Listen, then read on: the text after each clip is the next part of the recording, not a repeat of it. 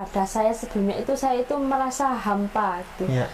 Saya itu tidak menemukan ketenangan, kedamaian atau kenikmatan beribadah. Itu saya tidak menemukan itu di ibadah saya yang sebelumnya.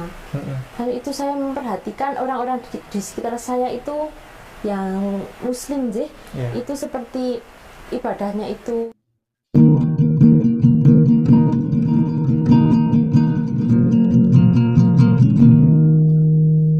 Kampung pedalaman, betul tidak? Betul. Ya, jauh dari perkotaan dan kondisi masyarakatnya. Kalau Anda lihat kondisi masyarakat di tanah Jawa ya, pada umumnya Jawa Timur, Jawa Tengah, tahun-tahun segini, tahun 2024 segini masih dijumpai kampung seperti ini. Itu sudah tidak ada ya kampung yang masih sesunyi ini. Nah, ini termasuk kampung yang pedalaman di sini di daerah Temanggung. Nah, tadi kan sudah kita tadi keliling-keliling ke wihara, ke masjid, berdampingan dan seterusnya.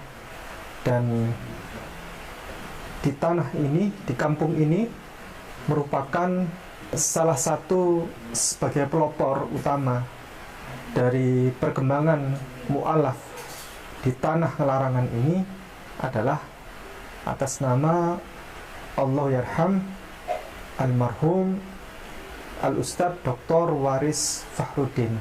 Nah, beliau dulu saya bersama beliau itu sempat hadir di kampung ini. Saya tunjukkan fotonya. Ini adalah foto saya bersama almarhum Ustadz Dr. Waris Fakhruddin sebagai pelopor di tanah Kaloran ini, pelopor dari perkembangan mu'alaf. Ya. Ini Ustadz Waris, ini saya. Kurang lebih ini terjadi di kisaran di tahun antara 2016 ya. Saya bersama beliau. Ini Masjid Al-Hidayah di Ngelarangan. Nah, ini bersama di Wihara Dhamma Gayashi. Nah, bersama saya di tengah kampung ini ternyata ada sosok mahasiswi. Nah, mahasiswi mu'alaf. Beliau bersama kakaknya sudah masuk Islam. Bapak ibunya masih non-muslim, agamanya Buddha. Nah, samping kirinya ini adalah ibunya. Samping kanan adalah Ustazah Win, istri dari almarhum Ustadz Dr. Waris Fakhruddin, yang mempelopori perkembangan mu'alaf di sini. Nah, Ananda minta tolong diperkenalkan nama lengkap. Perkenalkan, nama saya Putri Meria Andani. Saya mahasiswi keperawatan. Saya kuliah di Akper Al-Kausar Temanggung semester 5. Semester 5? Iya. Akper? Iya. Oh, calon perawat ini? Iya. Ini tadi ikut sama saya tadi baru pulang dari kampus. Yang dari Temanggung tadi perjalanan. Kan masih pakai seragam ini. Baru pulang dari kampus. Ini. Oh, itu kampusnya, alma maternya coba. Nah, ini ya. Al-Kausar. Al-Kausar ya. Jadi sekolah di sekolah Akper apa tadi? Al-Kausar. Al-Kausar. Nah, Ananda masuk Islam tahun berapa? Masuk Islam tahun 2020. 2020? Ya, SMK kelas 1. SMK kelas 1. Sekarang 2024 akhir ya. Ini sudah menjelang tahun baru. Habis ini tahun baru 2000, anggaplah ini sekarang 2025. Ini. Karena sudah mepet ini. Ini 2025, berarti sudah hampir 5 tahun ya. 4 tahun ya, sejalan 5 tahun. Ananda ini dulu masuk Islam bagaimana ceritanya? Ya, sebelumnya saya kan beragama Buddha. Iya. Saya merasa itu di ibadah saya sebelumnya itu saya itu merasa hampa gitu. Iya. Saya itu tidak menemukan ketenangan, kedamaian atau kenikmatan beribadah. Itu saya tidak menemukan itu di ibadah saya yang sebelumnya. Lalu itu saya memperhatikan orang-orang di sekitar saya itu yang muslim sih, itu seperti ibadahnya itu tenang, damai, juga banyak muslimah yang sangat menginspirasi saya untuk mendalami Islam lebih dalam. Jadi saya termotivasi untuk masuk ke agama Islam. Hati saya itu seperti mengatakan kalau saya masuk Islam itu mungkin saya akan menemukan kedamaian, ketenangan, dan ketaatan beribadah. Lalu saya masuk Islam itu di tahun 2020, SMK kelas 1 akhir. SMK kelas 1? Akhir? Iya. Oh, syahadat di mana waktu itu? Syahadat saya di Pak Kiai di Porot. Di? Ya, Porot. Sama di Sagetas tapi beda dusun. Oh, di desa Getas juga? Iya. Ini Getas juga kan ya? Ini Getas. Ini Getas. Apa istilahnya Getas itu? Desa ya? Desa Getas. Ini dusun.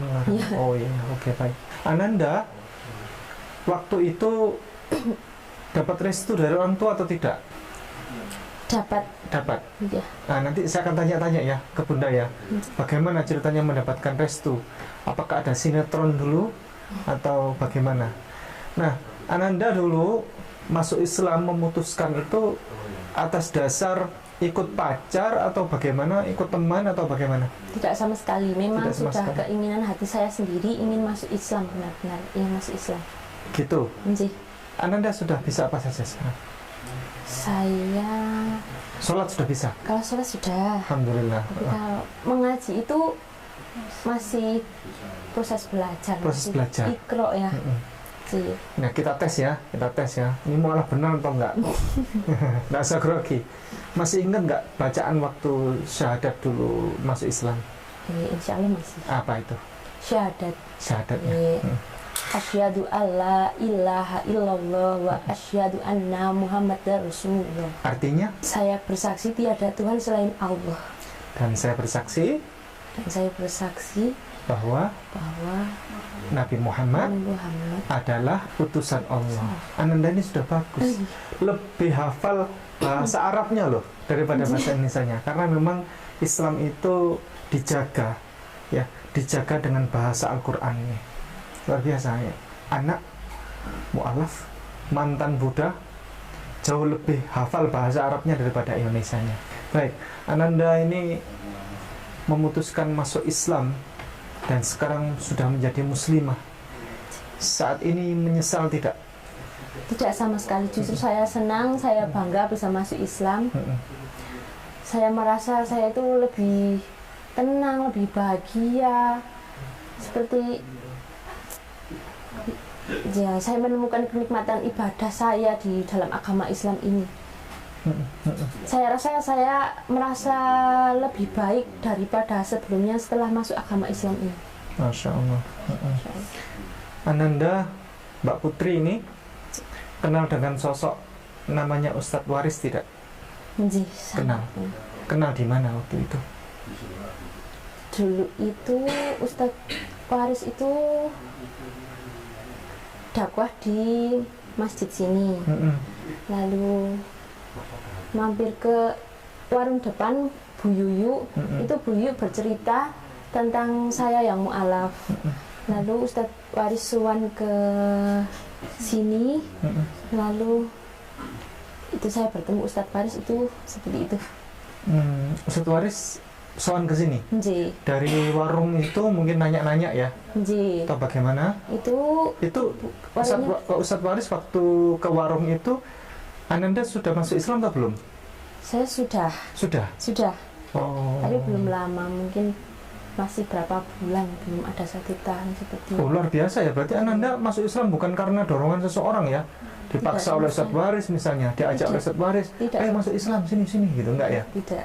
Nah, terus Ustadz Waris almarhum itu tahun berapa kira-kira? 2020 berarti ya?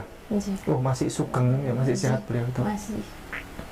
Beliau itu, Ustadz Waris itu suka keliling dunia dan mengajarkan kepada saya umat Islam itu harus dakwah itu sampai kalau bisa keliling ke seluruh dunia, jangan malu, jangan takut begitu.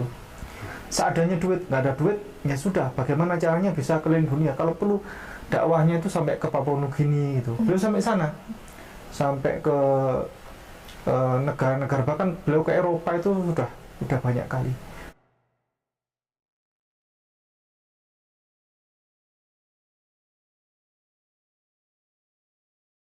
Beliau mengajarkan kepada saya bahwa dakwah itu jangan malu, jangan takut, jangan grogi, jangan sungkan begitu, berangkat gitu. Bahkan beliau mengajarkan kepada saya, misalnya adanya barang, misalnya beras, ya sudah, beras itu kasihkan gitu. Misalnya ada orang butuh bantuan, adanya kita cuma beras itu, ya sudah, beras itu kasihkan. Beliau mengajarkan banyak kepada saya tentang bagaimana metode dakwah yang efektif ya, berkomunikasi kepada non-muslim, saudara kita Kristen, Katolik dan seterusnya. Saya sangat banyak menimba ilmu dari beliau. Itu kisah pendek dari Ustadz Dr. Waris Fahrudin. Dan umat Islam juga kalau bisa berpendidikan gitu. Ustadz Waris itu mengajarkan kepada saya, hak untuk berpendidikan adalah milik umat Islam. Bahkan kalau bisa orang-orang itu punya gelar doktor, umat Islam, para dai itu jangan malu, jangan takut, jangan rendah hati. Kalau mampu kuliah berangkat. Kalau bisa sampai bergelar doktor. Bahkan beliau itu sampai menjelang meninggal dunia, menjelang wafat itu, beliau masih sempat-sempatnya wisuda untuk mendapatkan gelar doktor itu. Gitu. Itu Ustadz Waris. Beliau mengajarkan, kata beliau, hak untuk pendidikan itu adalah hak untuk para dai muslim itu. Kalau bisa profesor, doktor itu dimiliki oleh para dai muslim. Nah, begitu. Baik, Ananda. Ustadz Waris datang ke sini itu dalam rangka untuk apa? Sowan ke sini. Ustadz Waris sowan ke sini untuk menawarkan saya untuk membiayai pendidikan. Waktu itu masih kelas 1 itu? Ya, kelas 1 akhir mau naik kelas 2. Kenapa waktu itu? Pendidikannya kenapa? Kami memang dari keluarga tidak mampu sih. Terus kami juga kesulitannya dalam biaya sekolah. Apalagi kuliah itu saya tidak terpikirkan untuk kuliah karena mungkin keluarga kami tidak akan mampu untuk kuliah. Lalu Ustadz Waris itu menawarkan saya untuk melanjutkan pendidikan saya. Pokoknya apapun kita lewati sama-sama. Kamu harus maju terus, kamu harus selesaikan pendidikanmu. Ustadz Waris memotivasi saya seperti itu. Ustadz Waris ya sangat membantu saya, sangat berjasa untuk pendidikan saya. Terus Ananda lulus SMK, itu SMK. Support dari Ustadz Waris juga itu? Kelas 2, kelas 3, terus habis lulus, kok bisa masuk perawatan gimana? Itu saya kepanggil Ustadz Waris lagi, Pak Ustadz Waris suan ke masjid, terus kebetulan ketemunya juga di depan warung itu juga. Ustadz Waris tindak ke situ, saya datang ke Ustadz Waris, lalu ditawarin lagi, gimana mau lanjut pendidikannya gitu. Lalu saya, insya Allah tadinya saya ditawarin mau ambil jurusan apa, saya mau PGSD gitu pikirnya. Lalu setelah itu saya pikir suruh diminta Ustadz Waris untuk mematangkan pikirannya dulu, benar-benar mau ambil jurusan ini gitu atau tidak gitu. Terus nanti biayanya tidak usah difikirkan gitu. Lalu saya pikir saya mau masuk ke perawatan saja. Lalu nanti kalau sudah memutuskan suruhan ke dalam pun Ustadz Waris. Lalu saya ke sana dengan bapak didaftarkan kuliah di Akbar dengan Ustadz. Yang mengarahkan ke Akbar Al-Kausar siapa? Saya tadinya tidak ada pilihan kampus di Ustadz, lalu didaftarkan. Saya minta Ustadz Waris untuk mendaftarkan saya di kampus pilihan Ustadz Waris saja, jadi di Al-Kausar. Oh gitu. Ustadz Waris yang mengarahkan akhirnya ya. Kenalan beliau mungkin ya waktu itu ya. Beliau nyari, oke, kita carikan kenalan yang lebih akrab lah. Kampus yang kira-kira bisa akrab gitu. Baik, akhirnya kesimpulannya kuliah di Akbar Al-Kausar. Kemudian memang pilihan sendiri gitu ke keperawatan itu? Iya, pilihan sendiri. Memang sudah cita-cita dari kecil itu, tapi kadang kan berubah-ubah sih. Tapi ini kok mantap harus perawat gitu ya. Harus perawat. Ya, lalu memang kami sempat asesmen ya, ada mu'alaf ya, mu'alaf, terus kemudian meminta kuliah, terus kemudian kami kalau ada mu'alaf gitu kami selalu asesmen juga ya. Mu'alaf masih SMA, terus kemudian mau kuliah, kami harus asesmen kira-kira anak ini bakat potensinya kemana. Jangan-jangan kalau misalnya dia milih sesuatu tapi milihnya ngawur gitu kan, milihnya asal-asalan. Sehingga kami lakukan asesmen. Ada yang dulu minta anak itu ke keperawatan, tetapi kami menilai bahwa keperawatan itu jurusan yang sekarang agak unik loh untuk tahun-tahun sekarang ya. Karena jumlah antara kebutuhan sama jebolan keperawatan akper itu berlebih ya, lebih banyak jumlah yang lulusan akper daripada jumlah yang dibutuhkan oleh rumah sakit. Sehingga tantangan saingan di bidang keperawatan itu sekarang untuk masuk ya lowongan pekerjaannya itu semakin kompetitif ya. Kompetisinya ketat sekali. Nah, rumah sakit sekarang banyak kebijakannya itu lebih kepada good looking atau tidak. Nah, itu good looking atau tidak. Jadi sebaiknya untuk masyarakat yang hendak masuk ke keperawatan ya, ini bisa menjadi tambahan ilmu. Sekarang rumah sakit itu karena pilihannya sudah banyak ya, jebolan keperawatan itu banyak sekali, sehingga rumah sakit itu mudah sekali dalam menentukan pilihan ya. Pilihannya mereka itu sekarang yang lebih awal didulukan itu yang good lookingnya bagus gitu. Ya, gitu. Jadi itu sebagian dari informasi terbaru tentang keperawatan ya. Ini jurusan yang unik ini. Saya tanya kepada Ananda, selama sekarang kuliah di keperawatan nyaman atau tidak? Nyaman. Nilainya bagus-bagus atau tidak? Insya Allah. Bagus-bagus. Insya Allah. Ya, ini semester 5 ini sudah praktikum? Sudah. Praktikum kemana?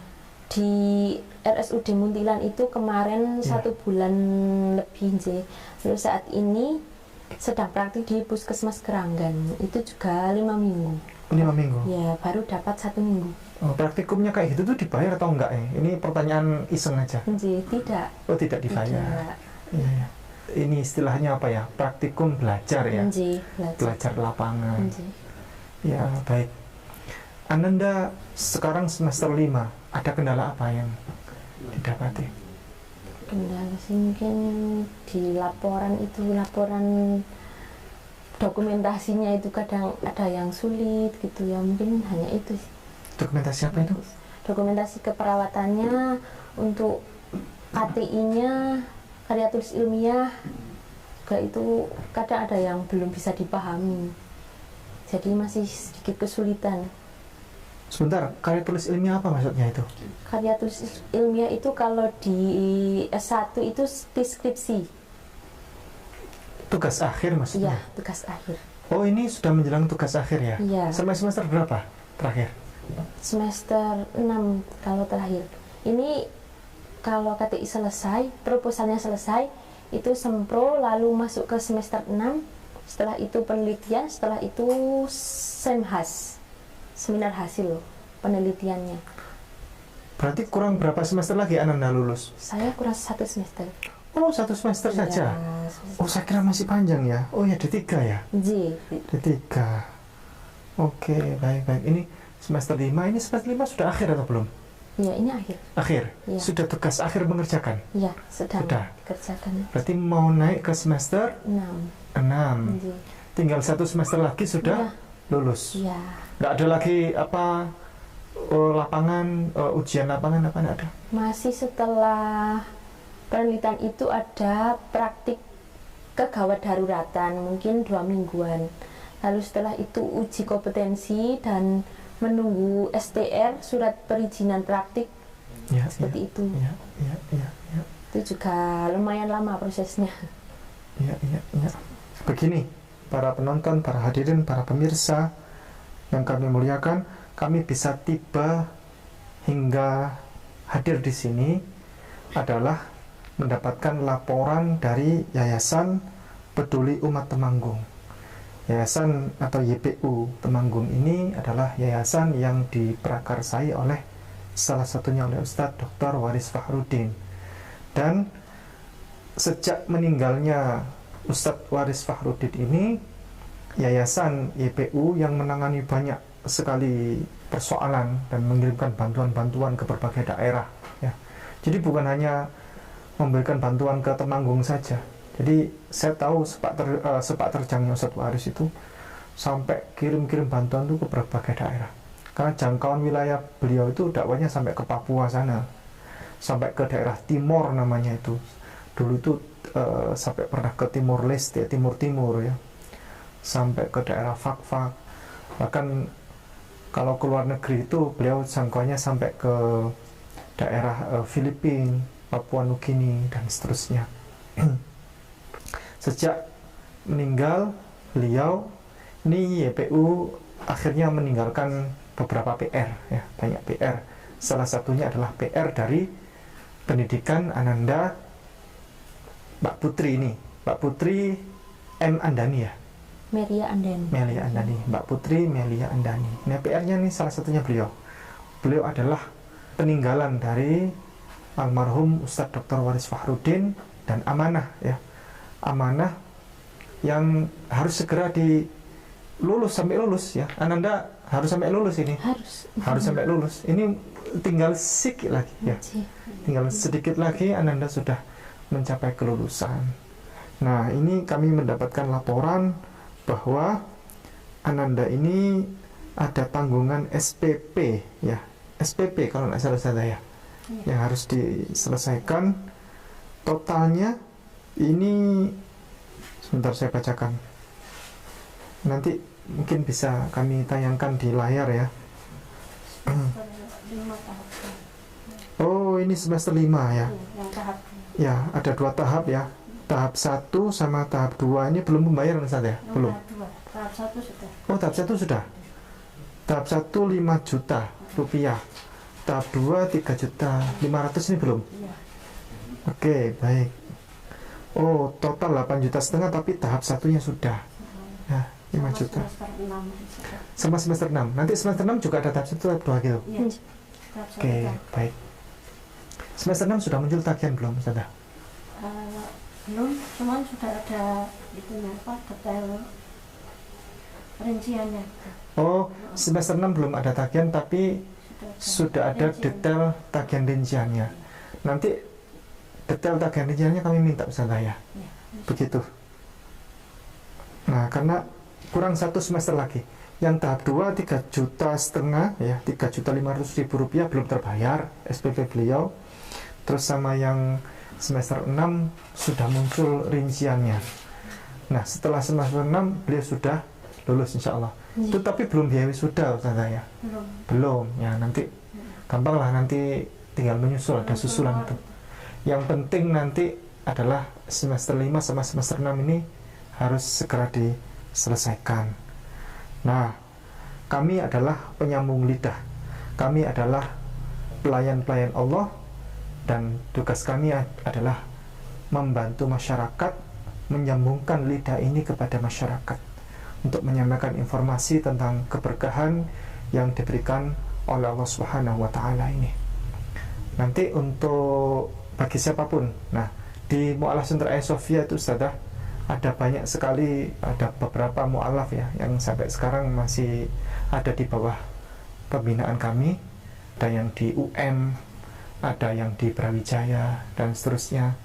Alhamdulillah yang kemarin di USU Universitas Sumatera Utara itu sudah lulus. Alhamdulillah sekarang kami ikutkan pelatihan-pelatihan kursus-kursus ya, yang satu jurusan sama beliau agar bisa nanti terjun di lapangan di dunia pekerjaan.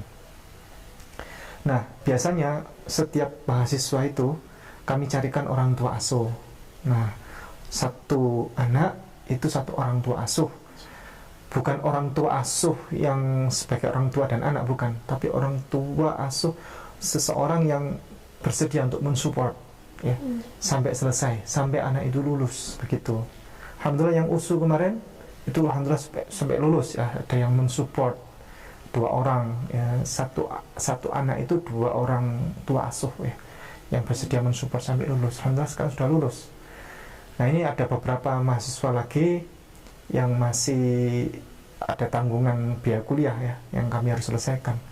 Nah kami mencarikan orang tua asuh satu anak itu kami jadikan orang tua asuh untuk masing-masing supaya bisa semuanya itu terselesaikan secara baik dan lancar begitu.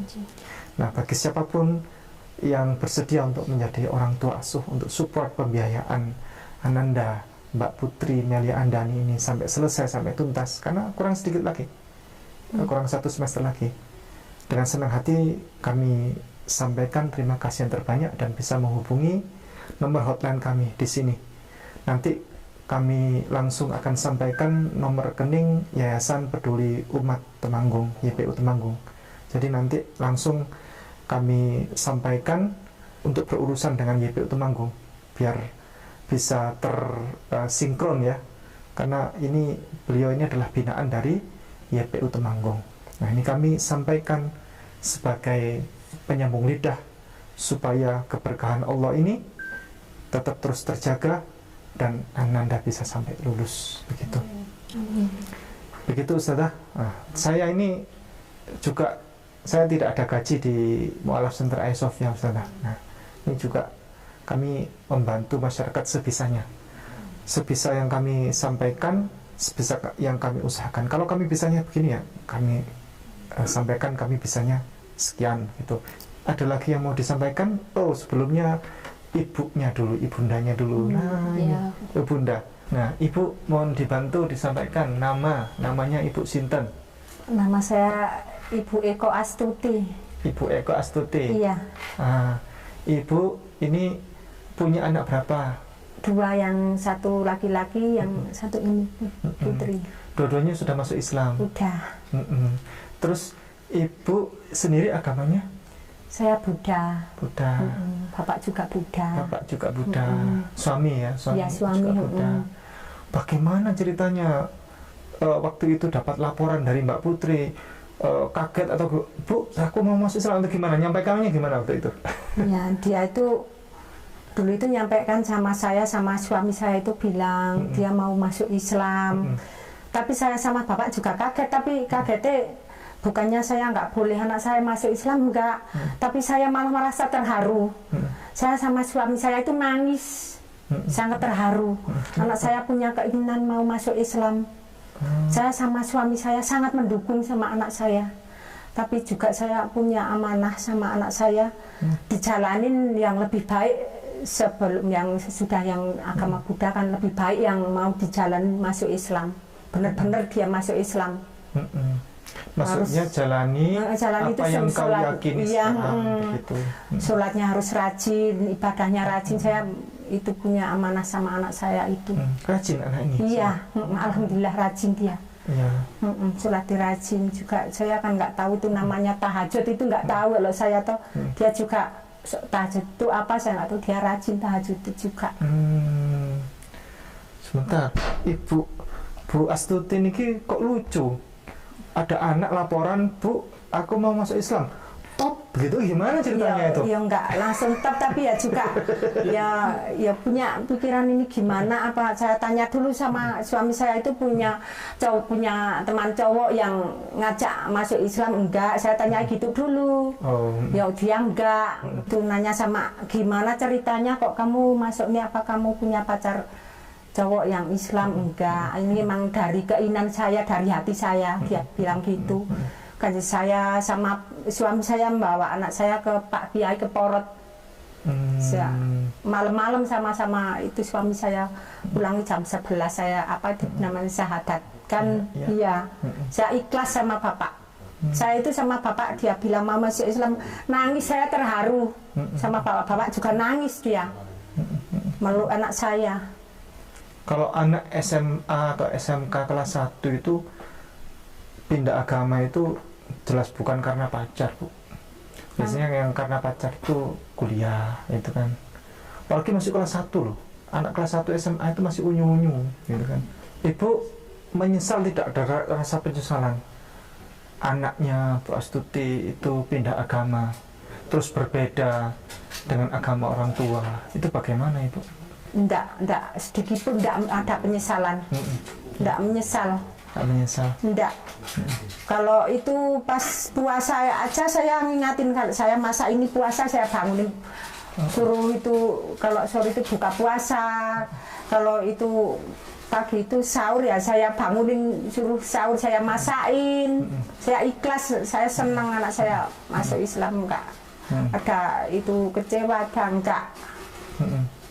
Ibu ini mendorong Ananda Putri Melia Andani ini untuk pulang ke Islam ya, untuk pindah ke Islam, masuk Islam itu apa karena sudah tidak cinta lagi sama Ananda Putri? Itu kayak gini Ibu, misalnya ada orang tua ini, ada ibu-ibu lihat anaknya itu main di sungai itu sungai yang dalam itu, kadang gitu orang tuanya ibunya tuh tahu, terus no gitu kan, teruskan gitu kan, itu tanda marah, tanda tidak sayang.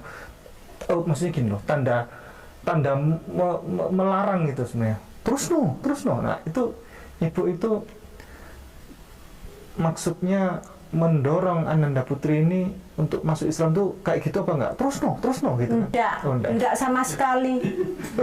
enggak punya pikiran kayak gitu sama sekali. Iya. Emang saya sama suami saya emang dukung, bener-bener seneng anak saya masuk Islam. Enggak punya nyuruh, enggak suka sama Putri itu enggak sama sekali. Terus nanti Bunda ini selama Ananda ini sholat dan lain sebagainya, sering lihat Ananda sholat itu? Ya sering. Baru lihat tata cara orang Islam sholat itu baru setelah punya anak Muslim ini gimana? Atau sebelumnya sudah pernah lihat orang Muslim sholat? Udah pernah. Saya dulu saya kan Buddha dari lahir. Ya. Saya dulu punya cerita, udah pernah masuk Islam. Dulu sudah bisa wudhu, bisa sholat, tapi kakak saya yang pertama itu melarang dulu.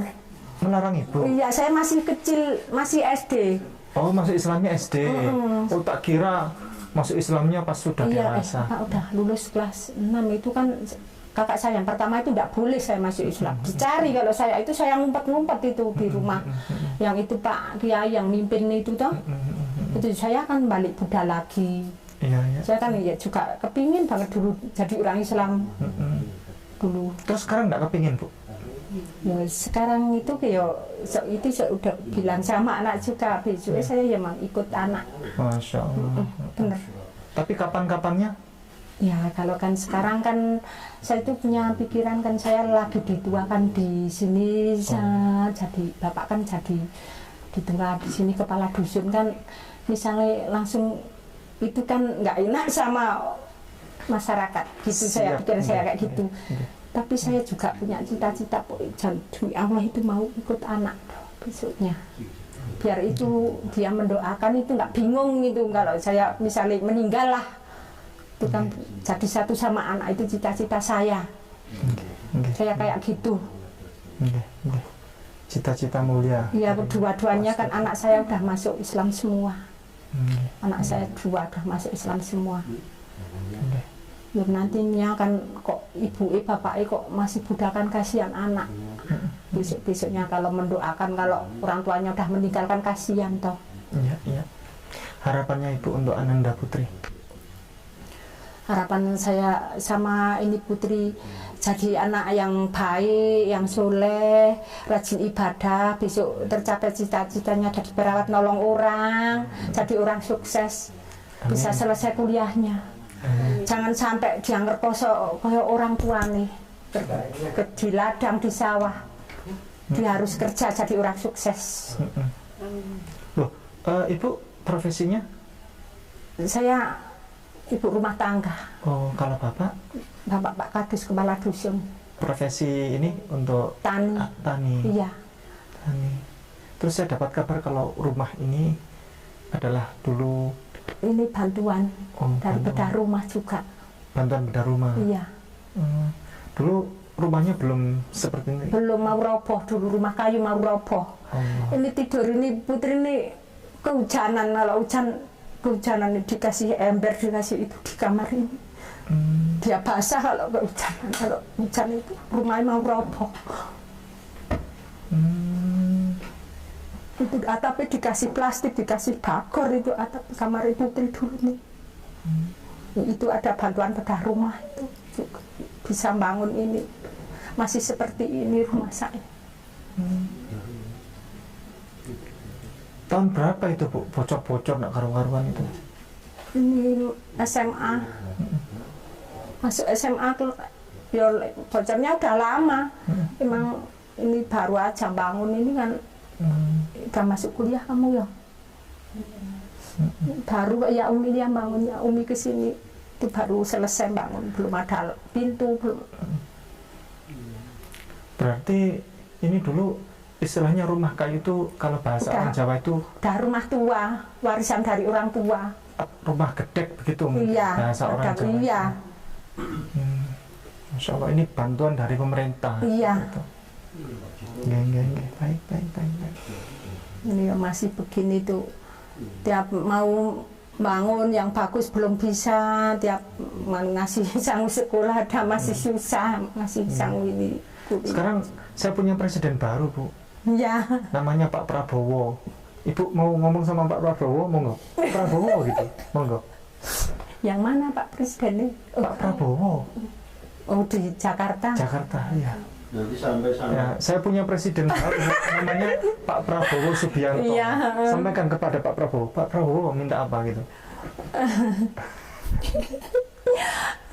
Maunya minta di rumah dibangun yang bagus, direnovasi jadi bagus karena saya nggak bisa bangun lagi.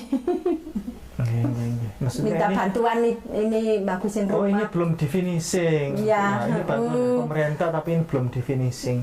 Loh, ini loh, tanahnya masih tanah. Masih tanah, masih Bukan kotor. keramik tapi tanah apa namanya Bu? Tanah. Ya. Nah, kemudian tanah plester ya.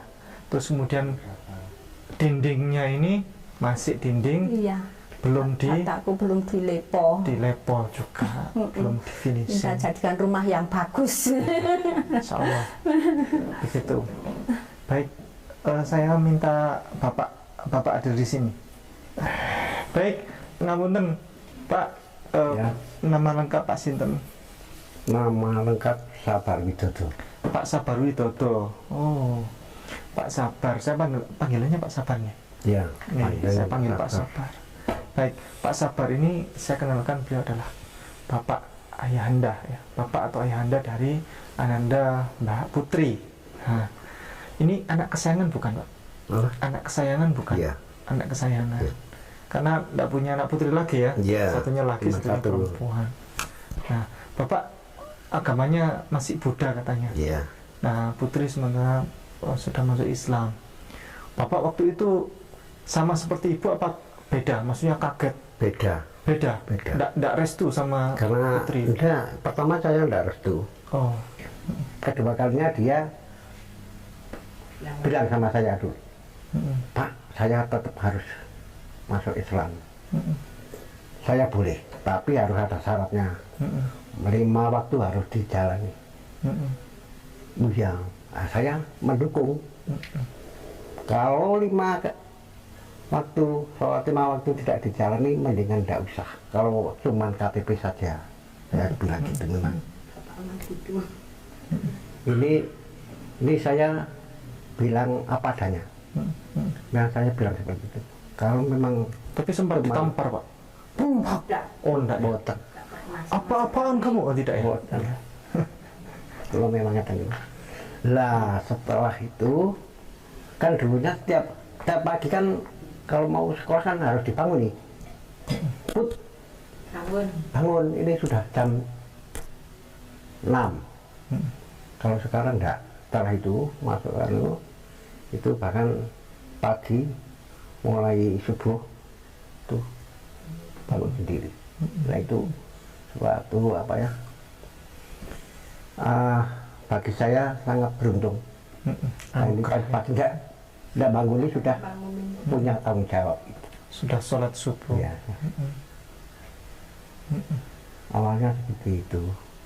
Memang di Islam itu begitu, Pak.